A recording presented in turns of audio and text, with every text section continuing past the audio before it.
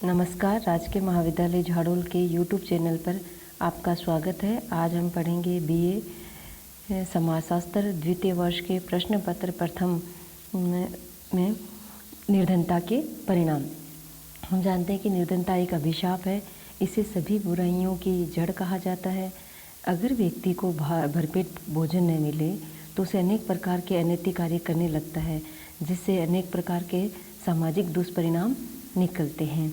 जैसे हम जानते हैं कि भारत एक धनी देश है और यहाँ के निवासी निर्धन है, क्योंकि भारतीय समाज के संदर्भ में ये कहा जाता है कि भारत एक धनी देश है और यहाँ के निवासी निर्धन है।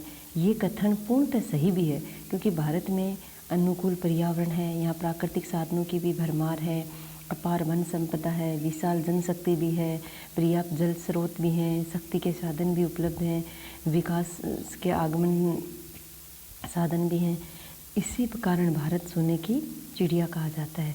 भारत एक धनी देश है क्योंकि भारत की जलवायु अनुकूल है, यहाँ उत्तम उपजाऊ भूमि है। भौगोलिक दृष्टि से भी भारत एक श्रेष्ठ देश है।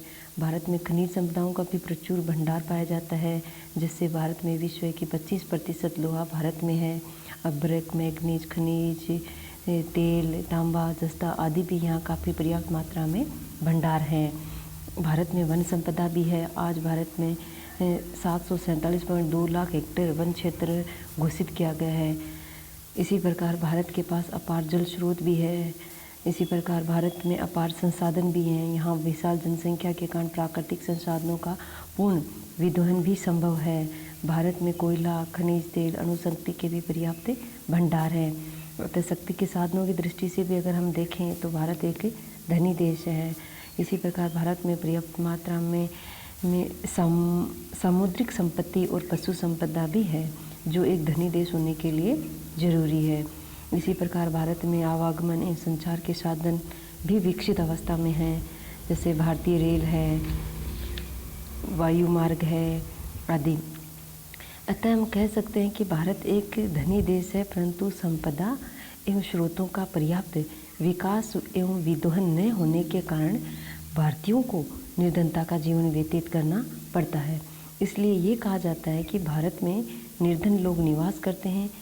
अतः हम कह सकते हैं कि भारत में प्रति व्यक्ति आय अन्य देशों की तुलना में कहीं कम है।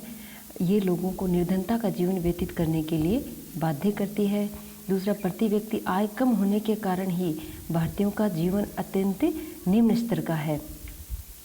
अतः भारत में उच्च जन्म दर पाई जाती है, जो इनकी निर्धनता का कारण है।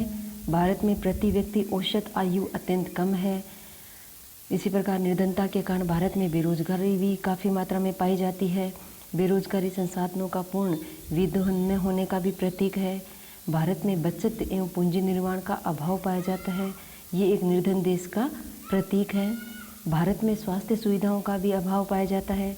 लाखों करोड़ों व्यक्ति गंदी बस्तियों में रहते हैं, चिकित्सा सुविधाओं से वंचित हैं। भारत में विदेशी ऋण का भार भी बढ़ता जा रहा है। इस दृष्टि से प्रत्येक भारतीय कर्जदार है और ये भारत में निर्धनता की निशानी है। अब हम जानेंगे निर्धनता के परिणाम। निर्धनता से कई प्रकार के परिणाम हमें सामने देखने को मिलते हैं, जैसे अपराध एवं बाल अपराध। निर्धनता के कारण अपराध एवं बाल अपराध की संख्या में वृद्धि होती है। निर्धनता के कारण व्यक्ति अपनी प्राथमिक आवश्यकताओं की पूर्ति नहीं कर पाता है। इस प्रकार वह कई बार अपराधी व बाल अपराधी बन जाता है। अधिकांश बाल अपराधी भी निर्धन परिवारों से ही आते हैं। जैसे विवाह विच्छेद समस्या को जन्म होता है। निर्धन लोगों का वैवाहिक जीवन अत्यंत तनावपूर्ण होता है। कई बार तो विवाह विच्छेद तक की नौबत आ जाती है। एक तो निर्धनता, ऊपर से बेरोजगारी, जिससे व्यक्ति को चिड़चिड़ा बना देती है। इससे पारिवारिक विघटन शुरू हो जाता है और परिवार कलह एवं अशांति के कारण कई बार विवाह विच्छेद हो जाते हैं। आत्महत्या, बेरोजगारी के कारण आत्महत्या एक बहुत बड़ा कारण है। निर्धनता आत्महत्या का एक बहुत बड़ा कारण है। कई बार निर्धन व्यक्ति इतना निराश हो जाता है कि वह आत्महत्या कर लेता है। इससे निराशा, अपमान, आवश्यकताओं की पूर्ति न हो पाना इत्यादि अनेक कई मानसिक विकार उत्पन्न हो जाते हैं। और हम अपने आस पड़ोस के पर्यावरण में देखते हैं कि निर्धनता के कारण कई व्यक्ति सुसाइड कर लेते हैं। जैसे किसान आत्महत्या करते हैं, व्यापारी भी आत्महत्या कर लेते हैं।